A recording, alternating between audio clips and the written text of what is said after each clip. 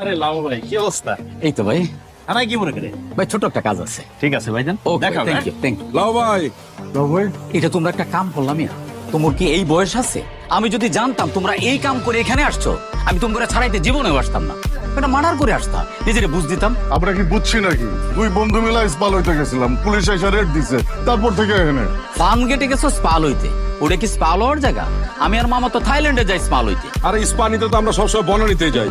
আজকে আকবো এটা কিটটামি করে কইলো চল ফার্ম গেটে যাই, পয়সা বাঁচাতে গিয়ে এত কট খেয়ে গেলাম। আপনি ছাড়ানোর ব্যবস্থা করুন। সেইটা করতেছি, কিন্তু এলাকার লোকজনের কাছে মুখ দেখাইবা কেমনি? এলাকার মানুষের জানছে কেমনে? আপনি কইছেন। আমার কর দরকার আছে, এই ঘটনা নিয়ে নিউজ হয়ে গেছে না? আরে নিউজ হয়েছে তো কি হয়েছে? আমরা মুখ রেখে আসলাম না হাত দিয়া। ও, মুখ ঢেকে রাখলে কি এলাকার লোকজন তোমাকে চিনবো না? মান সম্মান কিছু থাকলো? চার রাস্তার মোড়ে কান ধরে খাড়াইছিলাম, তখনই মান সম্মান যায় নাই। আর সামান্য নিউজের লেগে আমাকে মান সম্মান যাবো না। আপনি আমাকে সারানোর ব্যবস্থা করেন তো, আমাকে মান সম্মান নিয়ে আপনি চিন্তা করতে হইব না। করতেছি।